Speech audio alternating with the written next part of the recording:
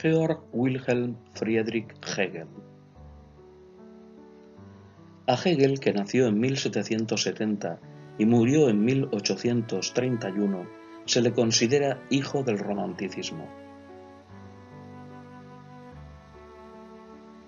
Nació en Stuttgart y comenzó a estudiar teología en Tubinga a los 18 años. Unos años más tarde colaboró con Schelling en Jena, cuando el movimiento romántico estaba surgiendo con fuerza. Fue profesor en esa ciudad y poco después nombrado catedrático en Heidelberg, que era el centro del romanticismo alemán, terminando como tal en la Universidad de Berlín en 1818, en la época en la que esta ciudad estaba a punto de convertirse en un centro espiritual de Alemania. A su muerte, el hegelianismo ya contaba con una gran cantidad de seguidores en casi todas las universidades del país.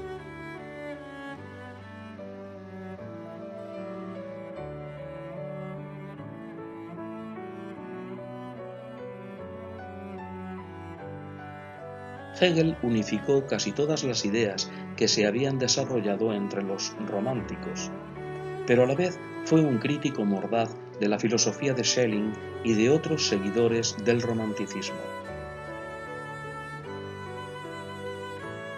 Hegel habló del espíritu universal o razón universal, que es el conjunto de todas las manifestaciones humanas.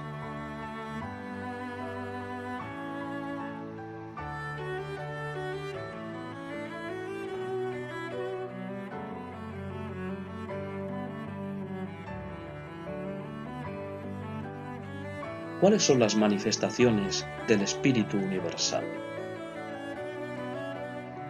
En primer lugar, el espíritu universal toma conciencia de sí mismo en el individuo y así se convierte en la razón subjetiva. Esa es su primera manifestación. En segundo lugar, el espíritu universal alcanza una mayor autoconciencia en la familia, la sociedad y el Estado. Se convierte en razón objetiva. Y en tercer lugar, el espíritu universal alcanza la más elevada forma de autoconocimiento, pasando a convertirse en la razón absoluta. La razón absoluta está constituida por el arte, la religión y la filosofía. De estos tres, la filosofía es la forma más elevada de la razón, porque en la filosofía el espíritu universal reflexiona sobre su propia actividad en la historia.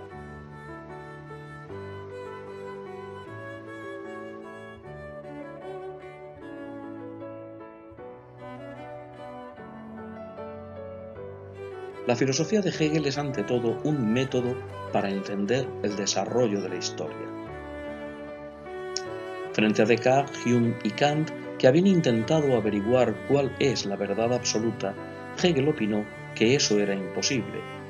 Pensaba que lo que se considera como verdad varía de generación en generación. No existe ninguna verdad absoluta, lo único seguro es la propia historia, pero la historia está en constante cambio.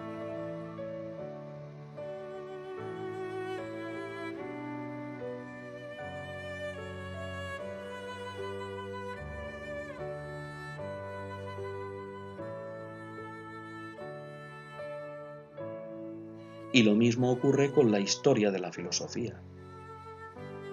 No hay ninguna teoría filosófica que sea la única verdadera.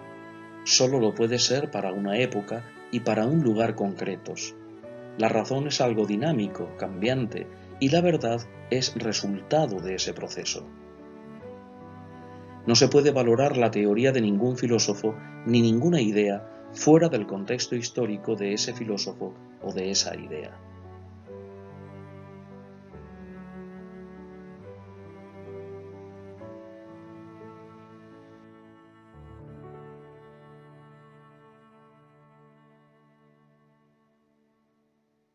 También la moral está condicionada por la historia. Lo que se considera bueno o malo depende del contexto histórico. Por ejemplo, Tener un hijo sin estar casada suponía para la mujer hasta hace unos años estar marcada por la sociedad. Sin embargo, hoy en día es lo más normal del mundo.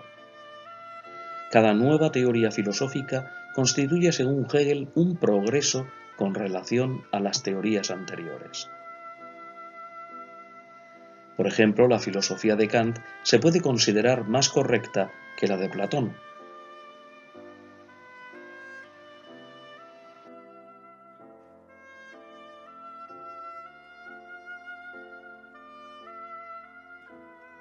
El objetivo de dicho progreso es que el espíritu universal llegue a tomar una conciencia de sí mismo, autoconciencia, cada vez mayor. Para Hegel, el progreso de la historia de la filosofía se produce del modo siguiente. Ante una idea o teoría, surge la idea o teoría que la contradice, lo que da lugar a una fusión entre las dos maneras opuestas de pensar, al surgir una tercera idea o teoría que recoge lo mejor de las dos anteriores. A esto Hegel lo llama evolución dialéctica. La dialéctica hegeliana, como se puede apreciar, consiste en el establecimiento de una tesis, que es la posición inicial y a lo que llama el momento de la afirmación. Por oposición a la tesis surge la antítesis, que es la posición contraria y que supone el momento de la negación. Y el tercer elemento, el tercer momento, es la fusión, la síntesis de tesis y antítesis, que viene a ser la posición final y a la que llama Hegel el momento de la negación de la negación.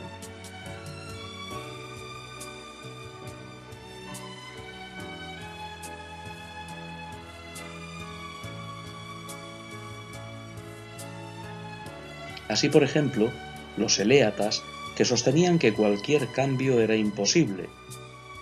Hegel denomina a esta primera etapa de afirmación de una idea tesis. A los eleatas se les opuso Heráclito de Éfeso, quien afirmó que todo está en continuo cambio. Hegel llama a esta segunda fase dialéctica negación o antítesis.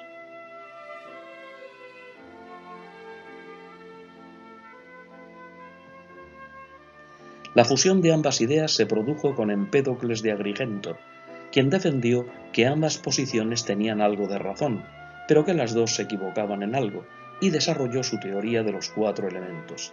A esta tercera fase le puso Hegel el nombre de síntesis o negación de la negación.